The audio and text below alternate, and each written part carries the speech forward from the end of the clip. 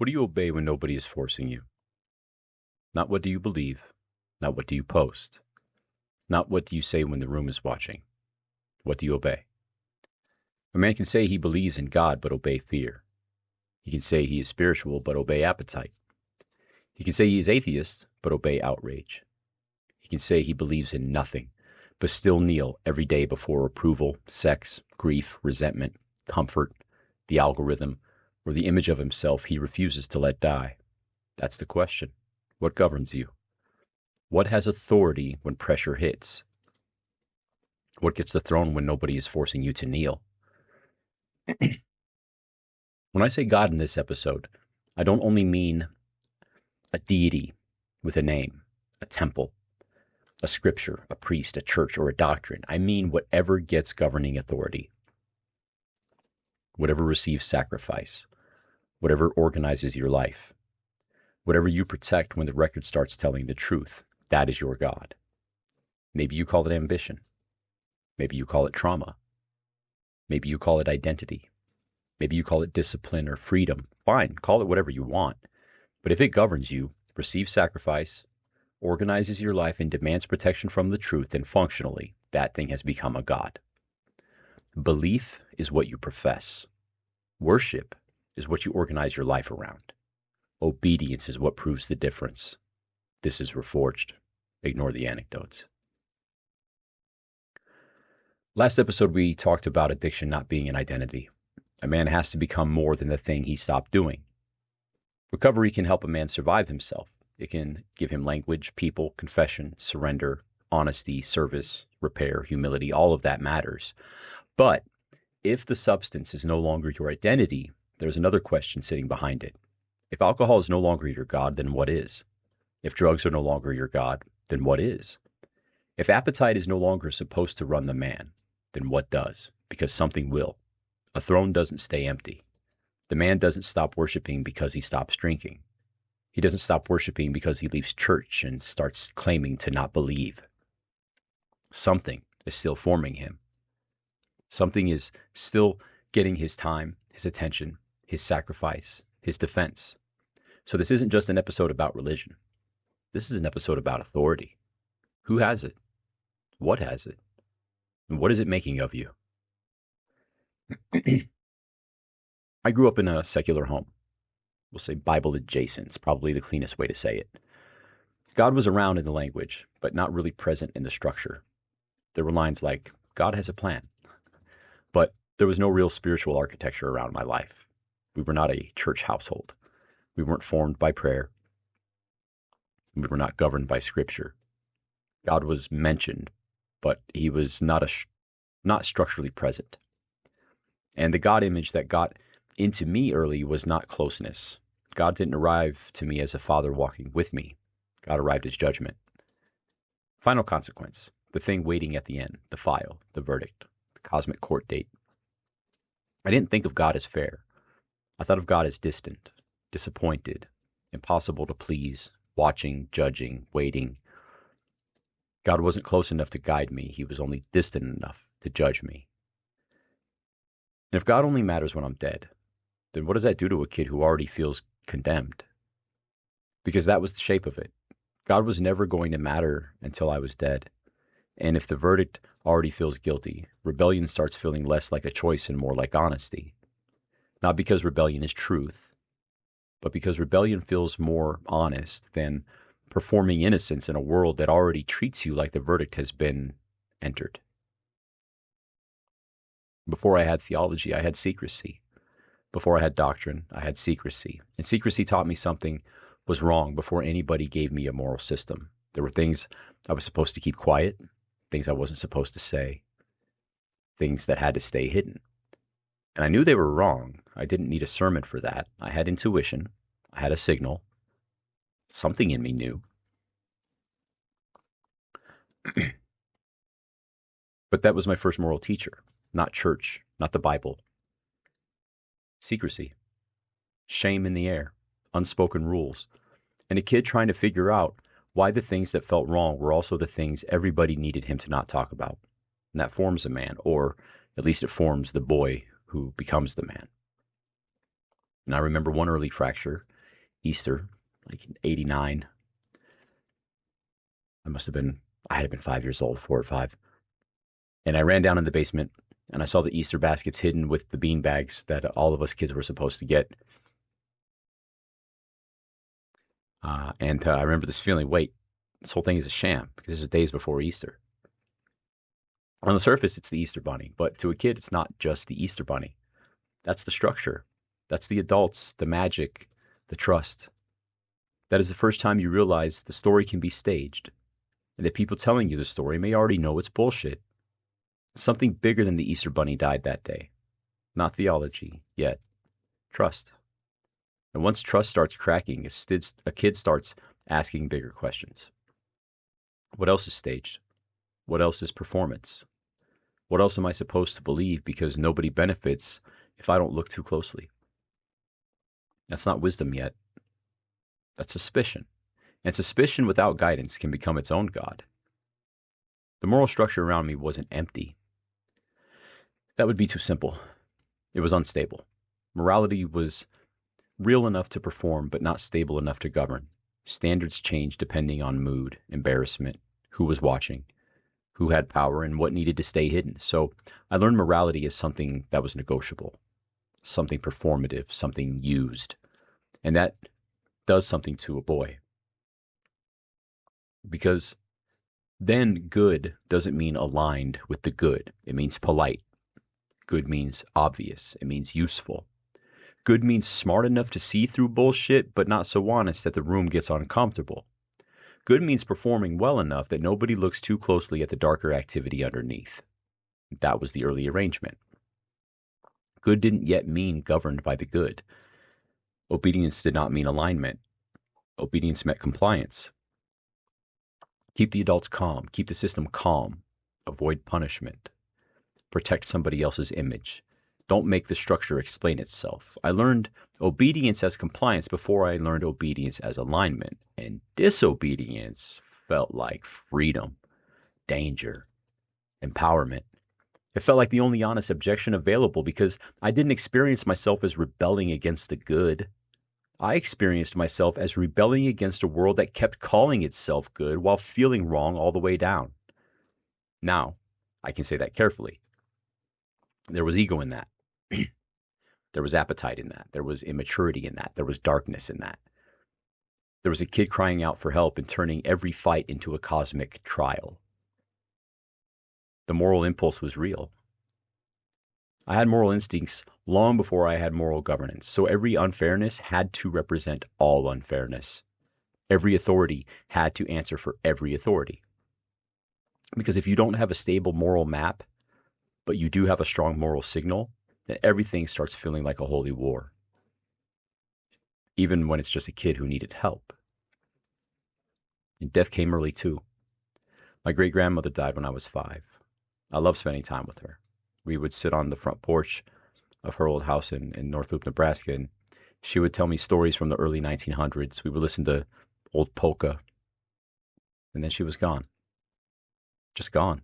Nobody really translated that for me. No serious talk, no explanation, no spiritual container, no adult saying, here's what death is. Here's what grief is. Here's what we as a family, as a collective, believe. Here's why this hurts. She was there, then she was gone, and the world had expected that to make sense. Death arrived as disappearance without translation, and if God is only final consequence, if God is only the judge after death, then death becomes the moment where God might matter. Not life, not formation, not conscience, not guidance, death. So now, God is distant, judgment is waiting, death is confusing, morality is unstable, secrecy has authority, and obedience means keeping the structure calm. Well, that's a spiritual formation. Not a good one, but a real one. And Reforged is always asking, what formed the man?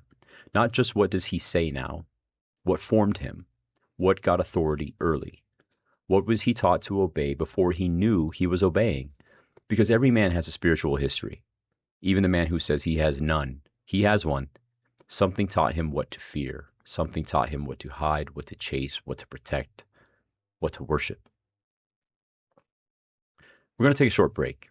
And then when we come back, we're going to go into the garden, not as a children's story, not as a flat moral cartoon, but as a question of knowledge, obedience, authority, and governance. Because opened eyes are not the same thing as a governed man. Quick break. Welcome back to Reforged. I'm Nick, and this is the Gods We Obey. Before the break, we talked about formation, God as judgment, secrecy as first moral teacher, morality as performance, death without translation. Now we go into the garden, because if we're going to talk about the gods we obey, we have to talk about authority. Who gives the command? Who questions the command? And what happens when the eyes open? Before I go into the garden, let me set the source posture. I'm not asking you to trust my vibe here. Read the text. If I quote Genesis, go read it. If I mention Nag Hammadi, go look into Nag Hammadi. If I talk about the Dead Sea Scrolls, go look into the Dead Sea Scrolls. If I talk about Jung, shadow, individuation, archetypes, and the self, just Google search Carl Jung. And if I talk about AA and page 14, go read the big book. But don't outsource your agreement to me. Don't outsource your disagreement to your pastor, your favorite atheist, your favorite influencer, your politics, your race, your family, your treatment center, your sponsor, your old fear, or your childhood wound. Check the record. Read the text. Study what matters. Listen to men whose lives have fruit. Then bring it back to the man. What do you obey? What does it produce? What are you responsible for now? That's the posture. Not certainty theater, not secret knowledge superiority, not blind faith, not blind rejection. Curiosity under discipline. So here's the garden problem. The garden story always bothered me. Not because I was trying to be edgy. It bothered me because the first moral story I was handed already seemed to require an explanation after the fact. I'm going to paraphrase this in regular language, not heavy King James language, just the shape of the text in plain English. God tells the man, if you eat from that tree, you will die. The serpent says, no, you will not die. Your eyes will open. You will become like God, knowing good and evil. Then they eat. And what happens? They don't drop dead on the spot. Their eyes open. They become aware. They cover themselves. They hide. And later in the story, God says man has become like one of us, knowing good and evil. So, if the serpent is only a liar, then why does the story itself confirm part of what he said? I'm not saying that settles the theology. I'm not saying that proves that the serpent is good or the Bible is false. I'm saying that question belongs in the room. If you want me to take the text seriously, then let me take it seriously. Was the danger disobedience? Was the danger knowledge? Was the danger awakening? Was the danger authority? Was the danger that the creature had something inside him the garden authority did not want awakened? Or was the danger knowledge without formation? That last one matters to Reforged. Because maybe opened eyes are not the same thing as a governed man. Maybe knowledge is dangerous, sacred, and necessary. But if the man is not formed enough to carry it, knowledge produces hiding, shame, superiority, blame, and exile, and that is exactly what happens next. Their eyes open, then they hide. They cover, they blame, they fracture. Opened eyes do not automatically produce courage. Seeing truth doesn't mean you're strong enough to carry it.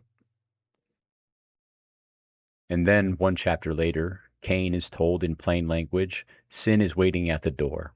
It wants you, but you must rule over it. That is Reforged. Genesis 3 is awakening. Genesis 4 is governance. Opened eyes are not enough. The awakened man still has to govern what waits at the door. So, whether you read the serpent as a deceiver, a tempter, a revealer, adversary, instructor, symbol, mythic function, psychological force, whatever your position is, Reforged asks the same question. Once your eyes are open, what governs what you see? Because if knowledge only makes you proud, it becomes another fall. If knowledge only makes you sneer, it becomes another costume. If it makes you feel superior, then you just found a shinier throne for the same old ego. The serpent may open the eyes, but open eyes still need governance. And at some point, I found this oldish book on the Dead Sea Scrolls. And let me be clear here, not the same thing as the Nag Hammadi. different discoveries, different collections, different historical lanes. But we'll clean up all the source notes later.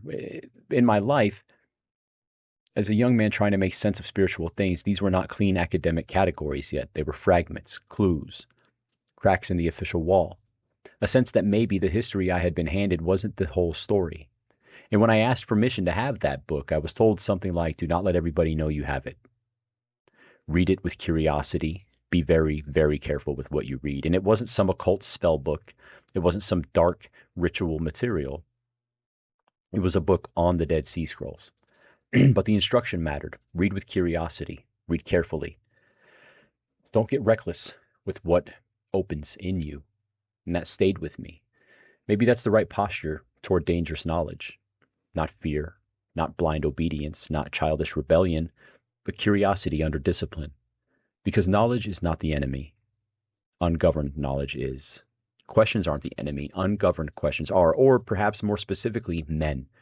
Ungoverned men with knowledge. Ungoverned men with questions. Inquiry isn't the enemy. The man who uses inquiry as camouflage for arrogance, appetite, rebellion, or contempt, now that's the problem. So I'm going to talk about the garden. I'm going to talk about Gnostic material. I'm going to talk about Christ as a revealer rather than a redeemer. I'm going to talk about the divine spark, and I'm going to talk about the possibility that the serpent was not merely the villain in the inherited story. But I'm not going to go into like some kind of secret knowledge superiority. I'm not saying anything like that. I'm just saying I have questions. I have a record. I have texts worth examining. I have experiences worth naming, and I have a responsibility to stay governed while I examine them. Spirituality came to me in fragments. It didn't come to me as clean doctrine. I didn't wake up one day with a clean theology, a reading list, a chart on the wall, and some grand spiritual system. Just came in fragments. That book, a Christian treatment center after secular place kicked me out, late night radio, coast to coast, ground zero, prison reading, the name Sophia, the Da Vinci Code opening a door of curiosity, Tool records, Alex Gray art, recovery rooms, the word revealer, the idea of the light within, the possibility that maybe the surface story is not the whole story. And later Nag Hammadi in Gnostic language gave names to some of that: divine spark, hiddenness, exile, return, archons, demiurge. Again, that name Sophia, revealer. But I wasn't reading like a scholar. I was reading like a man with a wound, a question, and no clean map. Some men get their first spiritual language in church. I got some of mine from Tool records, and all those other things I mentioned, like the Alex Gray but more important, a restless suspicion the surface story just wasn't the whole story. And when I started encountering some of this language, it didn't feel like I had found anything new. It felt like I had found old language for something that had been living in me the whole time. And I'm talking about from the time I could remember. This is what I mean when I say it felt like my spiritual history had been returned to me. Not that I found a book and now I know everything. Nah, but it was more like, wait, there's a language for this? There are stories about this light inside the man? There are stories where the creator figure may not be the highest God? There are stories where Christ is not only the one who pays, but the one who reveals? You mean to tell me there are stories where the problem is not only guilt, but ignorance? And I know that might bother some people. That's okay. I'm not asking anybody to like this. I'm just telling the truth about what opened up in me. And again, it's not doctrine I'm imposing on Reforged. This is part of my record. Reforged does not require a man to believe what I believe, but Reforged does require a man to examine what he believes, what he obeys, and what his obedience produces. Now, this is also, again, Jung, where Jung gets interesting to me. Not because Jung proves Gnosticism. That's not how proof works. And I'm not going to pretend that a Swiss psychologist validates every spiritual intuition I have. That would have been sloppy, but the overlap matters. Jung was working with the shadow, the self, individuation, archetypes, and the religious structure of the psyche. He was working with the idea that a man is not whole just because he performs respectability. The rejected material still has to be confronted and integrated, not worshipped, not obeyed, not denied, integrated. And when I look at that next to some Gnostic language, divine spark, hiddenness, false authority, ignorance, awakening, return, I see overlap worth examining, not proof, overlap. Reforged lives in that kind of place. Not fantasy, not flat materialism, not church costume or atheist costume, not self-improvement costume. Reforged lives in the disciplined examination of what is moving inside the man, what governs him, what he rejects, what he hides, what he calls evil because he fears it, what he calls freedom because he wants it, what he calls God because he inherited it, what he calls bullshit because he doesn't want to kneel. And that's why the shadow language matters here. A man cannot govern what he refuses to see. But seeing it is not enough either. The shadow does not disappear because you noticed it. The appetite doesn't disappear because you named it. The wound doesn't disappear because you understand it. A man has to integrate the shadow without becoming it. The darkness doesn't disappear because you turned it into art.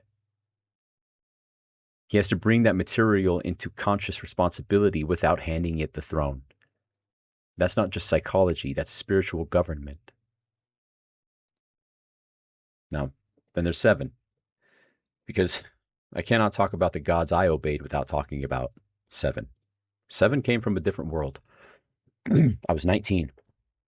I had made a rap demo as MC Envy.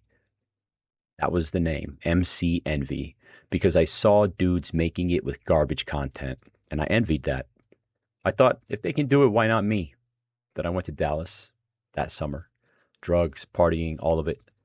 And the first night out, I was with my buddy Hector, and after a night of partying, he looks at me with a smirk, and he's like, bro, you're not just Envy, you're all 7.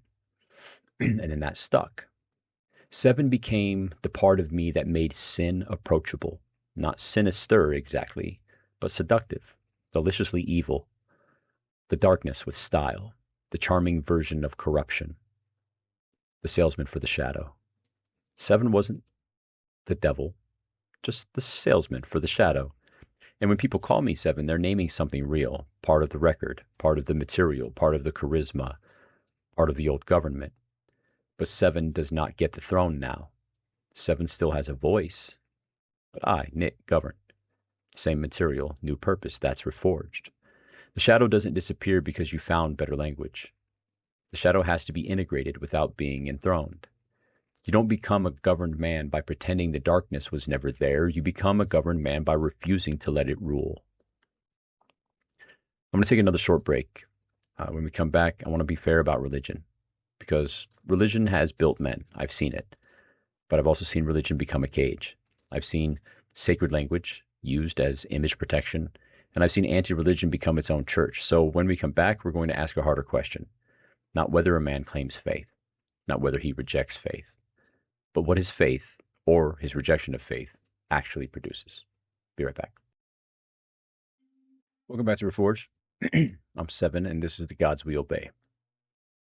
And before the last break, we talked about the garden, dangerous knowledge, spiritual fragments, young, and the nickname 7. Now I want to be fair about religion, because it would be dishonest to act like religion has never built anybody. It has. I've seen it. I've seen religion produce very governed men. I've seen faith change lives.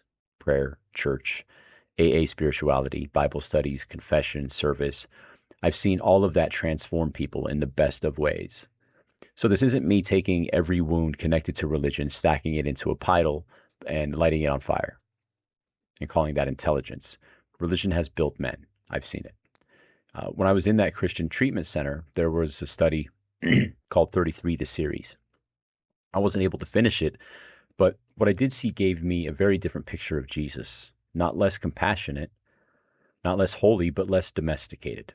Less like the soft focus painting version. More dangerous, more decisive, more capable of standing in the room with men. Excuse me. And I like that. Men have been handed some very weak images of goodness. Soft goodness, passive goodness, toothless goodness. A kind of goodness that cannot confront evil, cannot throw a table, cannot rebuke a coward, cannot stand still in the face of power, cannot bleed without becoming pathetic, or forgive without becoming naive. I do not respect that image. A man needs to see that holiness can have force, that compassion can have a spine, that restraint can be dangerous, that mercy does not mean softness, that obedience to God, if that is the man's language, does not mean becoming a harmless little moral ornament. It means becoming more capable of the good, not less. But the strongest example of faith opening something in me was my cousin Anthony and his wife Melissa. They had a little girl, Dylan, with a fatal condition, and they knew early that she was not going to be here long. And she lived longer than expected. But they knew what was coming. And I watched them stay devout, faithful, loyal to God. They didn't treat her any differently than they treated their boy Jacob. But they stayed faithful and loyal. And I couldn't understand it. And I remember thinking, how can you stay faithful inside of that? And Anthony said something like, I'm just glad that God let me have her at all. And that opened up my heart to God in a very real way. Because I'd never considered that perspective. I was only looking at the loss, and not just there, man. I mean, in my whole life. And here Anthony was looking at the gift. That is not performance faith. That is not church costume. That's not legalism. That is a man standing inside of grief with gratitude still alive. So yes, I know religion can form men. I know faith can produce courage, humility, restraint, endurance, and gratitude that survives grief. I've seen it, and I respect it. But I've also seen religion do what every authority system can do when it becomes ungoverned.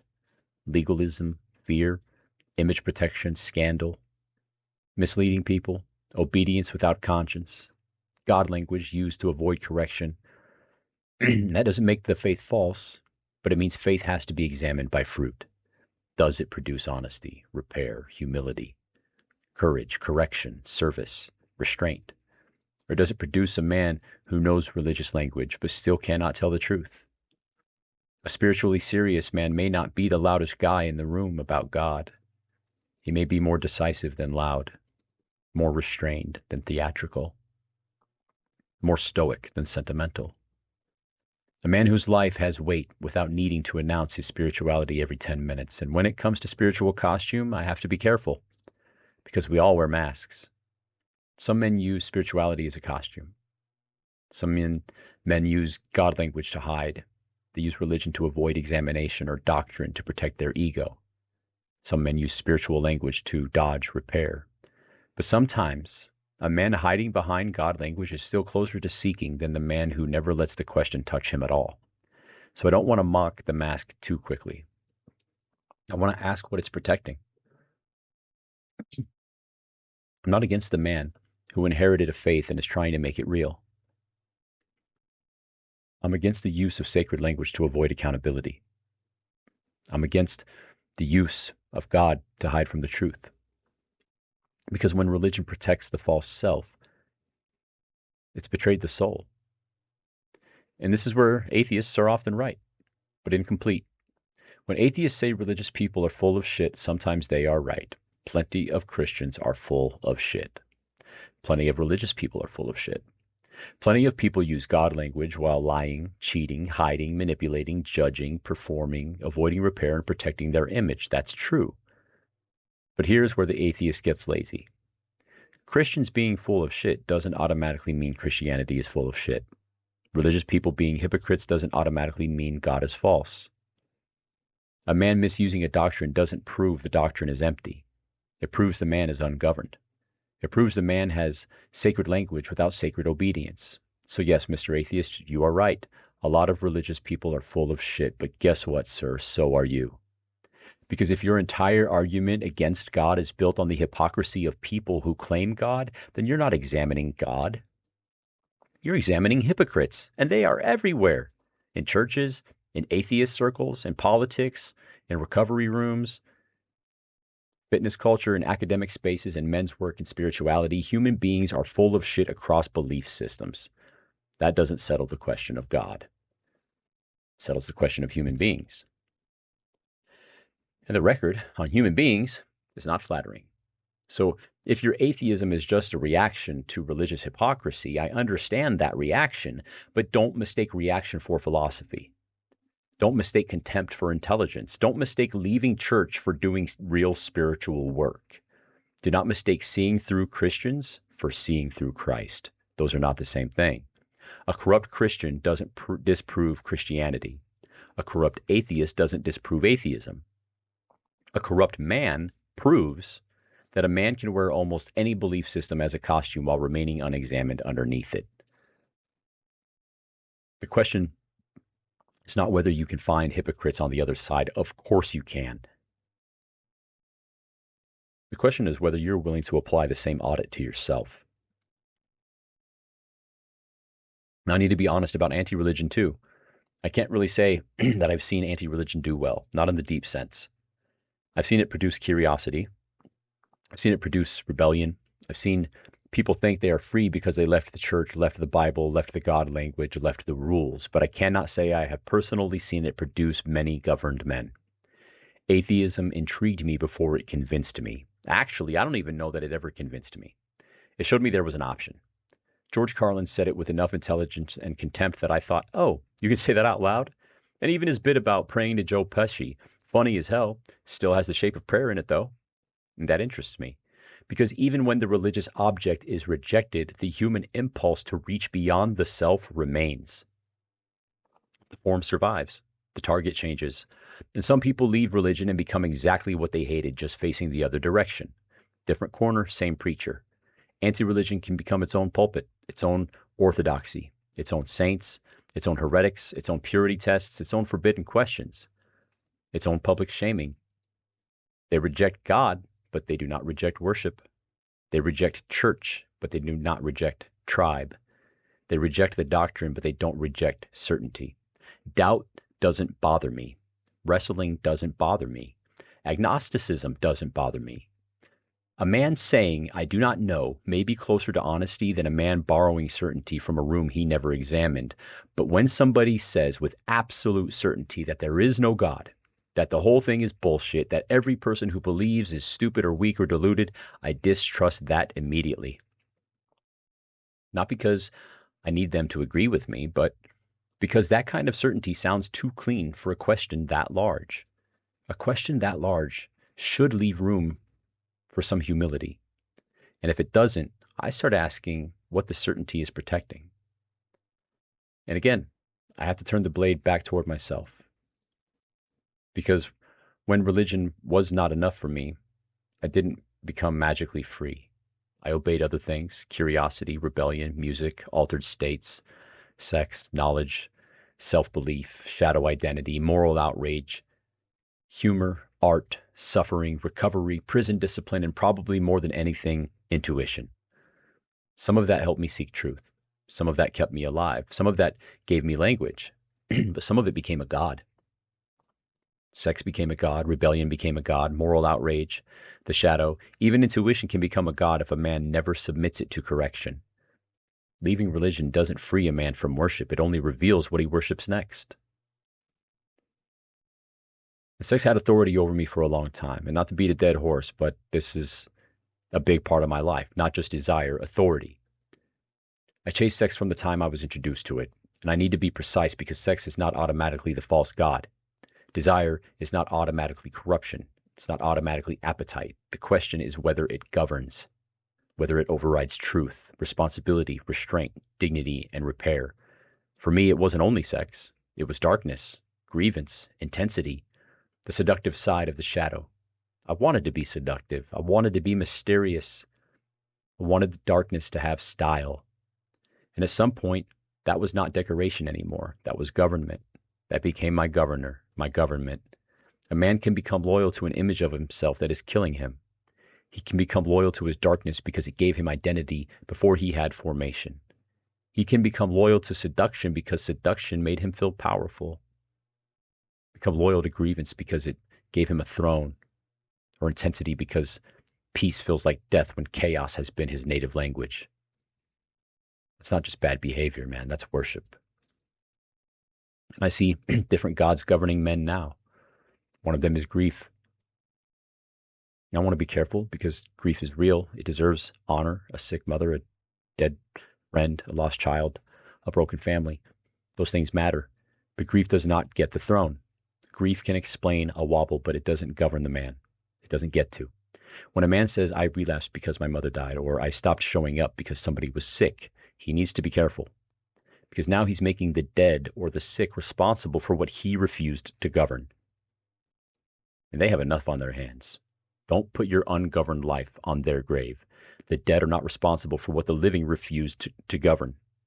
That's hard, but it's clean. Grief deserves respect.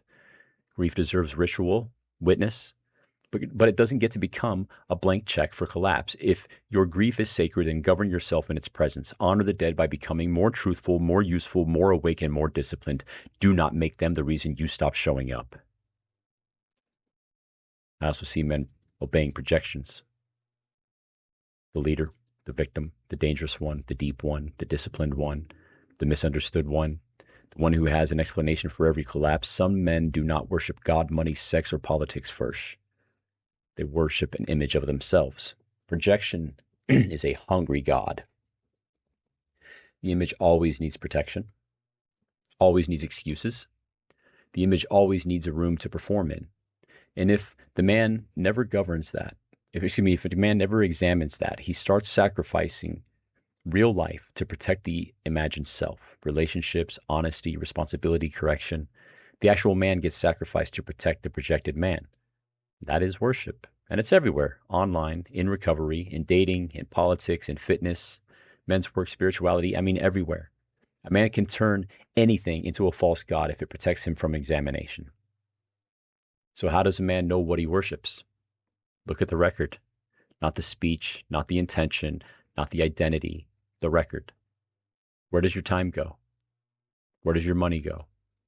What do you protect? What do you lie for? What do you keep returning to? What makes you defensive? What keeps costing other people? That's enough to start. The audit becomes undeniable when the records line up. Your calendar, your bank account, your browser, your body, your relationships, your secrecy, your repeated consequences, and the people closest to you. When all of those records tell the same story, stop calling it a bad week. That is worship. If your mouth says one thing but your calendar says another, believe the calendar. If your beliefs say one thing but your browser says another, believe the browser. If your intentions say one thing but the people closest to you keep paying the cost, believe the cost. The record doesn't care about your self-image. The record cares about the truth. And if the record keeps saying the same thing, then the question is not whether you believe in God. The question is what God you are already serving. Now, I want to bring this through recovery because AA gave me something. Not final theology, not every answer, a doorway. It gave me enough evidence to investigate. And by evidence, I mean men. Changed men, sober men, useful men. Men who had been wrecked, but were now praying, serving, telling the truth, making amends, and pausing before the old reaction took over. AA gave me evidence walking around in other men. Some of that still stands. Prayer still stands. Meditation still stands. Pausing when agitated. Not because AA owns those practices, but because they interrupt the old government. They create space between impulse and obedience. The pause matters. The pause is where appetite has to make its case. The pause is where fear has to show its evidence. The pause is where ego gets interrupted before it starts issuing commands. A man who cannot pause is not free. He's reactive. He is governed by whatever gets to him first. Now we'll come back to page 14 like I mentioned last week. I still don't know exactly what happened. Was it Bill? Was it Jesus? Was it God? Was it some messenger? Was it me? Was it my higher self somehow calling out to my earthly body?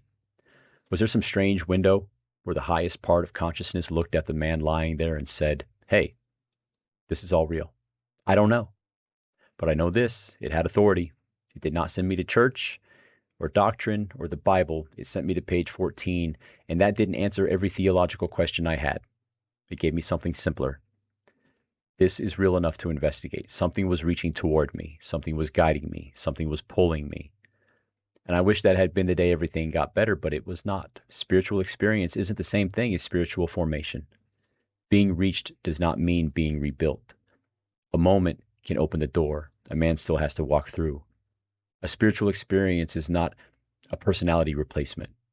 It doesn't automatically repair the nervous system, govern appetite, or mature the man. It opens something. It reveals something. It interrupts something. But the man still has to form. And if he does not examine what he obeys, even the spiritual experience can become a story he uses to avoid responsibility. So where does Reforged stand on surrender? Surrender when necessary. Take command. Use discernment. Surrender doesn't mean shut off your mind. It doesn't mean obey every group.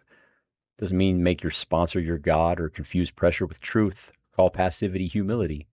It means you stop trying to overpower reality in a way reality will not permit.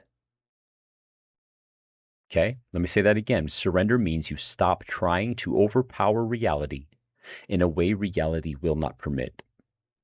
You cannot swim against a current forever. At some point, surrender is not weakness, it is orientation. Once you stop fighting the current, you still have to swim with intelligence. Surrender without discernment becomes submission to the wrong authority. Command without surrender becomes ego. Discernment without action becomes analysis as avoidance. A man needs all three. He needs to know when to stop fighting reality. He needs to know when to take command of himself. And he needs to know how to test the voice giving orders. Is this God? Is this ego? Is this fear? Is this appetite? Is this shame? Conscience? Is it the truth? Is this the wound trying to sound wise? And that's the work. Now, in county jail, I fasted for about 3 weeks on water. I want to say this carefully. I'm not recommending this as a program or turning that into some masculine, discipline challenge. It's just what I did. I was in solitary. I wanted to see what it was like. I thought about Jesus intentionally suffering. I wanted to lean into suffering and see what intentional suffering might reveal. Prayer, meditation, fasting. And solitary made the refusal clean. Breakfast came, I refused. Lunch, I refused. Dinner, I refused. Every few days, medical or mental health would ask if I was okay. I would tell them, yes, I'm fasting intentionally. And they let me continue. Now, I don't remember some giant aha moment. No angel came through the vent. No glowing scroll slid under the door. But I learned something about appetite. Food became the first appetite I could practice refusing in a very controlled way. I learned that a desire can scream and still not be in command, and that matters because spiritual practice is not only about mystical experience. Sometimes it's about discovering that the body can want something and the man can still say no. Sometimes the practice is a tray showing up 3 times a day and the same answer leaving your mouth, no, no, no. And then you sit with the no. That's not glamorous, but it is formation. The appetite makes a demand. The man examines it. The man answers. The answer holds. That's governance. In prison, I saw religion in different forms as well. Prison fellowship, men talking God, men trying to become something. And honestly, I would be curious how many of those men still follow God after release. Not as a cheap shot, as a fruit question. I'm less interested in who sounded faithful in prison than who remained faithful when the structure disappeared. Because prison can make a man sound serious, but freedom tests whether the seriousness had roots. And inside that same prison world, I learned something else. Even with the paper I carried, even with the charge, with the stigma, I was still able to sit with men, break bread with men, talk with men, tutor them. Some of them were shot callers. Some of them were men who had no obvious reason to give me room. Some men with charges like mine only moved with men with similar charges, but not me. I moved with everybody. I don't say that as status. I say it because it showed me something.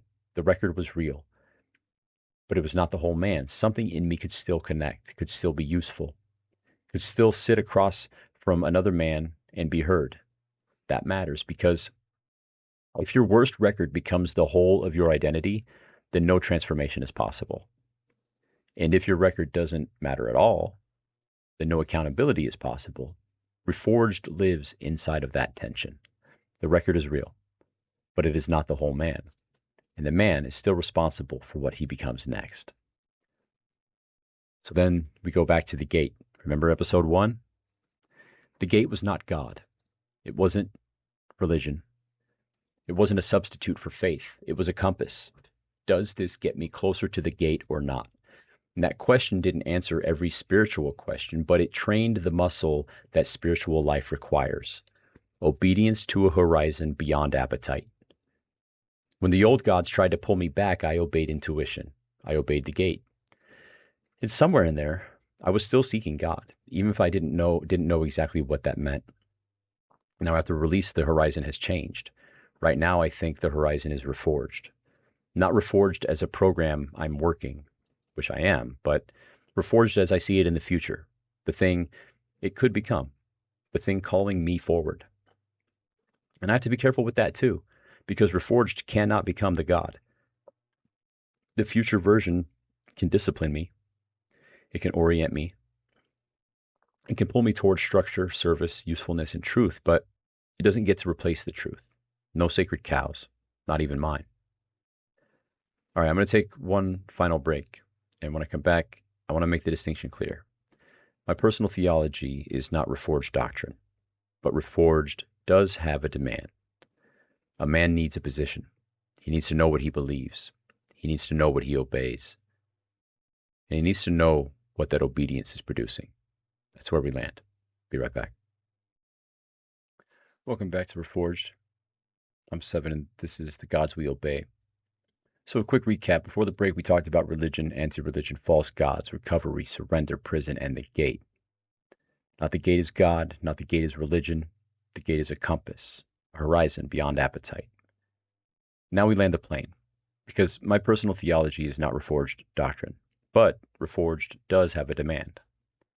A man needs a position. He needs to know what he believes. He needs to know what he obeys. He needs to know what that obedience is producing. Reforged is not here to tell a man what to believe. It's not my personal theology dressed up as a program.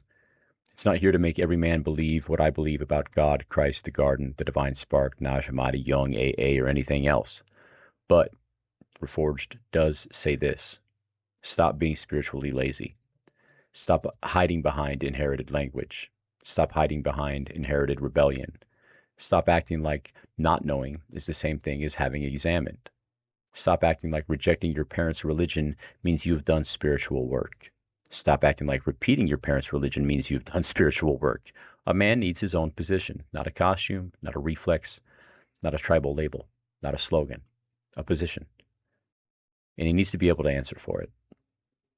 Reforged operates as if there is something in a man older than his damage, older than his appetite, older than his first wound, maybe older than his first breath. Call it soul, call it divine spark, call it consciousness, call it the witness, call it whatever your examined position can honestly call it. But there is something in a man that can look at the shadow and say, you are real, you are part of me, but you are not king. That's the work. The shadow does not disappear because you found better language. The appetite doesn't disappear because you named it. A man still has to govern. That's why Reforged is not just self-improvement. Self-improvement often treats the man as inefficient. Reforged treats the man as accountable. Not just inefficient, accountable. Responsible for truth, for repair, for service. Responsible for correction. Responsible for what he does with the material he has been given. If Reforged becomes nothing more than discipline, success, and better abs, then the soul is gone, and that is not Reforged. Reforged asks, what do you obey? What does it produce, and what are you responsible for now? So let me stay where I stand, not where Reforged requires you to stand, not where I promise I will stand forever, but where I stand right now if I tell the truth. I believe the highest God exists. And even that word, God, it's just a word. It's a small word for something language cannot hold. But I don't think that the highest God is ambitious or resentful or jealous. I don't think the highest God is insecure, pacing around heaven, worried that I'm not praising correctly. I think the highest God simply emanates. Now, the God of Abraham on the other hand, as I currently understand that figure, feels different for me. Younger, more reactive, more concerned with obedience, jealousy, punishment, territory, and authority. In blunt language, he feels like a child compared to the highest God. And I understand that may be my wound talking in part. I understand that may be my reading, my limitation, my reaction to the way God was handed to me. But if I'm telling the truth about where I stand right now, that's the shape of it. I'm not saying that to provoke. I'm not saying it because I need to offend somebody. I'm saying it because I refuse to lie about my spiritual position just to make the room comfortable. Christ, to me, is a revealer, not redeemer in the way I was handed that word. Revealer, the one who opens the eyes, the one who reveals what's hidden, the one who points the soul back towards what it is. I can see Christ in Jesus. I can see Christ in Buddha, in other revealers, maybe even the serpent. And I know that's going to bother some people for sure, and it probably should. If your framework is Orthodox Christianity, that should bother you, honestly, and I understand that. But I'm not asking you to stand where I stand. I'm asking whether you know where you stand. The divine spark is real to me. The divine spark is the soul, and mine is getting hot.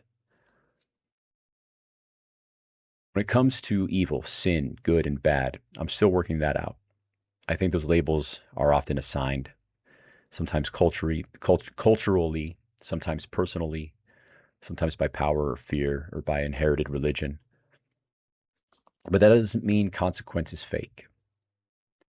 The label may be assigned. The consequence is still real. So I'm less interested in whether somebody can throw the word sin at a thing and more interested in the record. What did it produce? Truth or deception, repair or damage, responsibility or avoidance, life or decay. That's not moral relativism. That's evidence. If your doctrine says one thing, but your life produces rot, then I don't care how holy your vocabulary is. The fruit is rotten.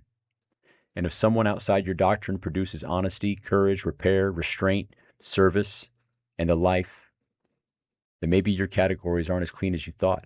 And salvation? That word raises questions for me. Saved from what exactly? By whom? Into what? And under whose authority? Saved from a God who made the rules? Saved from a devil who deceives? Saved from ignorance, appetite, death, the false self? Those are not small differences. A man needs to know what salvation means before he builds his life around the fear of needing it. And before I go, we still got a ways to go here, but archons, man, that word is becoming one of my favorites. I want to write a whole poem on starving them, and I'm actually working on it, but starving the things that feed on fear, appetite, resentment, shame, and unexamined obedience. Whether you think of archons literally, symbolically, psychologically, spiritually, mythologically, whatever, the question still works. What feeds on you? What gets stronger when you are afraid? What gets stronger when you're ashamed or resentful or unexamined? What gets stronger when you keep obeying the same appetite and calling it freedom? Starve that. Starve that false authority. Starve the God that only lives because you keep feeding it. And I refuse to outsource that responsibility. I refuse to outsource my spiritual life. I will listen, I will read, I will examine, and I will be corrected, but I will not hand the responsibility of my soul to church, culture, family, race, politics, AA, Reforged, books, gurus, internet teachers, old fear, or anybody else. That's mine. God in me, or the gods in me, or whatever language ends up being true. That's between me and them. I may be wrong in parts. I may be carrying wound into theology. I may be seeing something real through imperfect eyes. All of that's possible. But I refuse to be unexamined. That's the difference between conviction and costume. Conviction can stand examination. Costume needs protection. So let me say this clearly. It's okay to question God. It's okay to be angry. It's okay to be confused. It's okay to look at the inherited story and say, this doesn't make sense to me yet. Questioning God is not the same as mocking God. Anger at God isn't the same as hatred of God. Confusion is not rebellion. Wrestling isn't betrayal. But refusal to examine is cowardice. If God is real, then God is not threatened by an honest question. If your doctrine cannot survive an honest question, maybe your doctrine is weaker than your fear. If your faith collapses because a man asks what the text says, maybe the problem is not the question. Maybe the problem is that the structure that taught you faith means not looking. A man can be reverent and still ask. He can be angry and still seek. A man can be confused and still be honest. A man can wrestle and still be closer to God than the man who performs certainty because he's afraid of the question. Now, I know some Christian listener may hear this and think, brother, you are being deceived. Okay, maybe, but where is your evidence? I'm not asking about your alarm. I'm not asking about your inherited fear. I mean evidence. If you think I am being deceived by whatever I'm claiming here, then I'm willing to hear the evidence. But do not just hand me fear and call that discernment. Don't tell me I'm deceived just because I'm asking the question your structure taught you not to ask. I'm not saying that with contempt for Christianity or any religion for that matter. Real faith has opened my heart. Real faith has humbled me. Real faith has produced men I respect. Real faith has carried people through grief in ways I still do not fully understand, so I am not attacking that. I'm attacking unexamined obedience. Because if deception is your answer to every uncomfortable question, then deception has become your way of avoiding examination. If every question that threatens the inherited structure is immediately labeled deception, then structure never has to answer. It only has to accuse. And that doesn't work for me. Bring evidence, bring fruit, bring the record, bring a life that proves the claim. Don't bring panic and call it discernment. Religious identity is not the same as spiritual obedience. A man can inherit a religious label from blood, culture, tribe, family, rebellion, politics, or skin color identity and still not practice the religion in any meaningful way. That applies to everybody. Christian, Muslim, Jewish, Buddhist, pagan, native spirituality, Gnostic, atheist, whatever. Some people don't practice religion. They wear it. They wear it like culture. They wear it like bloodline, like rebellion, like a flag. They wear it like a costume. They say, this is what my people believe. Okay. Do you believe it? Do you practice it? Does it govern you? Does it shape your day? Does it restrain your mouth? Does it make you more honest, more useful? Does it make you more willing to repair? Or does it only show up when you need identity language? Because there is a difference between honoring a tradition and hiding behind one. There's a difference between saying, this is where I come from, and saying, this is what governs me. And this is where the culture costume thing gets interesting to me. Some people will wear culture as a costume all year long. They will wear ancestry as costume, tribe, oppression, spirituality as costume. Then Halloween comes around and suddenly they become very serious about costumes. Now, I'm not saying every objection is fake. I'm not saying that there's no such thing as mockery. I'm not saying disrespect is impossible. But if your culture only becomes sacred when somebody else touches it, but it does not govern you when nobody is watching, then I've got some questions. Are you guarding a tradition, or are you guarding an identity performance? If you claim a people, but do not carry the obligations of that people, that's costume. If you claim a religion, but do not practice the disciplines of that religion, it's costume.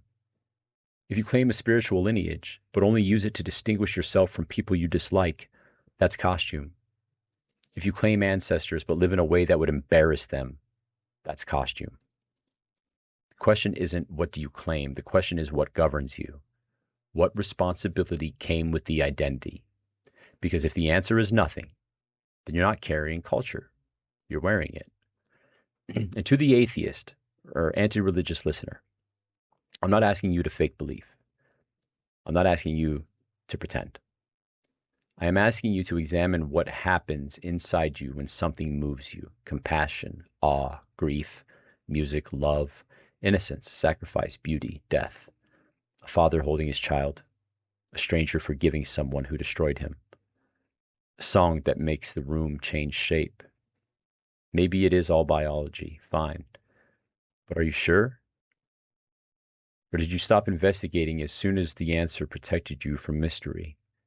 Maybe what moves in you is ancient. Maybe the thing inside you that responds to compassion, beauty, grief, and love is not weakness. Maybe it's not just sentiment. Maybe it's something worth investigating. I'm not asking you to stand where I stand. I'm asking whether you know where you stand.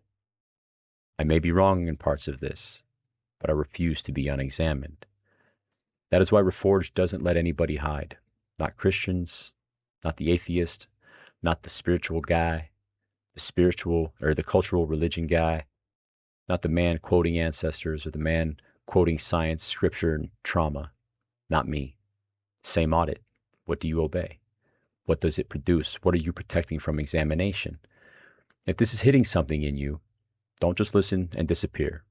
Go to the YouTube, leave a comment, find me on LinkedIn, reach out. Get the filter 30 in front of you. Reforged is not just content. This is work. This is structure. This is an invitation to examine the man, not flatter him. I want to show men what Reforged really is. I want to get the filter 30 in front of as many men as possible.